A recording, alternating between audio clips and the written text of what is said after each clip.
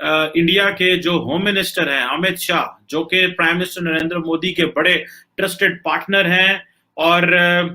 बड़े क्लोज समझे जाते हैं पावर हायरार्की में वजीर आजम मोदी के साथ, उन्होंने कहा है जी कि हम पाकिस्तान पे मजीद सर्जिकल स्ट्राइक कर सकते हैं।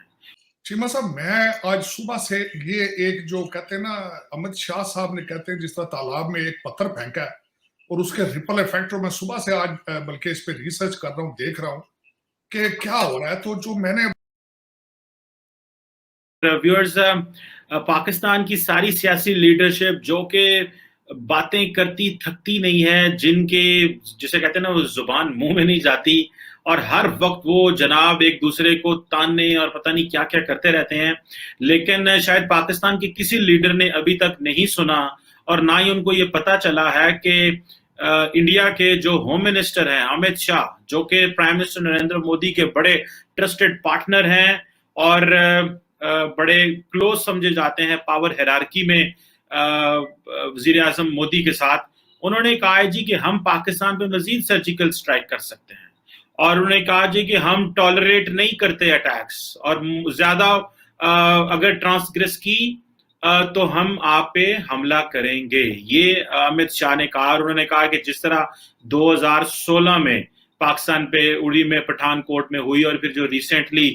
जो बालाकोट में हुई, तो वो ये सारी बातें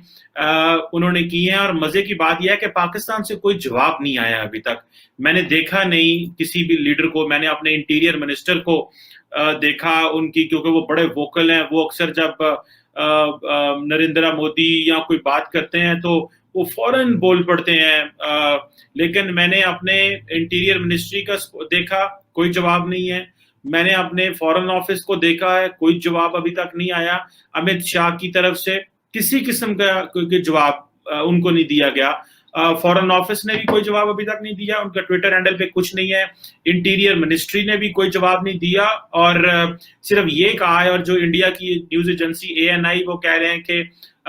हम सर्जिकल स्ट्राइक कर सकते हैं। सो ये हम पाकिस्तान को मैसेज देना चाहते हैं।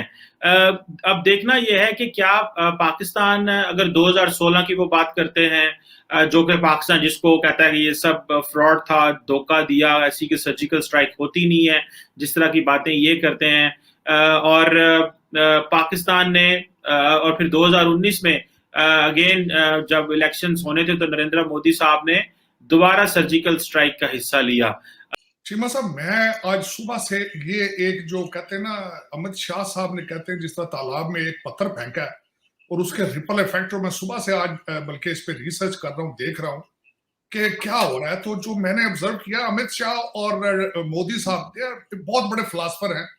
ये डेमोक्रेसी को डिफाइन कर रहे हैं। बिल्कुल मैं आज कोशिश करता हूँ इसकी थोड़ा सा इसका एनालिसिस बताऊं कि ये क्या हो रहा है।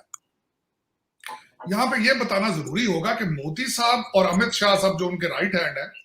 एक तो ये इन्होंने सारी अपनी सियासत गुजरात से सीखी और मुसलमानों का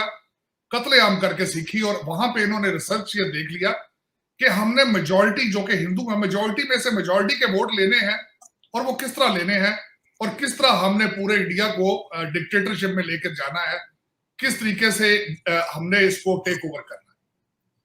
तो उनकी फिलॉसफी यही है कि मेजॉरिटी में से मेजॉरिटी को खुश किस तरह करना है। उन्होंने सबसे पहले तो गुजरात में मुसलमानों को किया, उन्होंने लाइसेंस टू किल उनको मिल गया, कुछ भी नहीं हुआ। उसके बाद उनके हौसले बढ़ गए। उसके बाद उन्होंने वादे किए बड़े बड़े इंडस्ट्रियलिस्टों को, और बल्कि उनको इंटरेस्ट फ्री लोन भी दिए। इस वक्त अडानी अंबानी दो ही सिर्फ बंदे हैं, बाकी सारा तो बिजनेस बंद हो चुका है वहां पे। उनके पैसे की बेस पर जब वो आगे आए तो उन्होंने जिस तरीके से फिर मुसलमानों की हालत जो की और एंड अप उन्होंने कश्मीर पे किया, और आज ये स्टेटमेंट गोवा में एक यूनिवर्सिटी में उन्होंने दी है, तो उसका बेस ये है, फिर वही होगा कि इस अगले मार्च में 5 स्टेटों में, पंजाब, उत्तराखंड, उत्तर प्रदेश, गोवा और मणिपुर, यहां पे इलेक्शन है 2022 के मार्च में। दिसंबर में इलेक्शन है गुजरात का और हिमाचल प्रदेश का। और इनको टारगेट करके उन्होंने इस वक्त दो काम कर रखे। एक तो ये दोबारा उन्होंने ये छेड़छाड़ शुरू कर दी, कश्मीर में आपने देखा होगा हिलचुल शुरू कर दी उन्होंने। मैं समझता हूं कि जो रिसेंट वहां पे एक्टिविटीज हो रही हैं वो भी ये या तो खुद करवा रहे हैं या किसी तरीके से ये खुद इसमें इन्वॉल्व होंगे। क्योंकि कश्मीर पे भी इनको चाहिए वहां पे कि हिलचुल खराब हो, मुसलमानों को और दबाया जाए।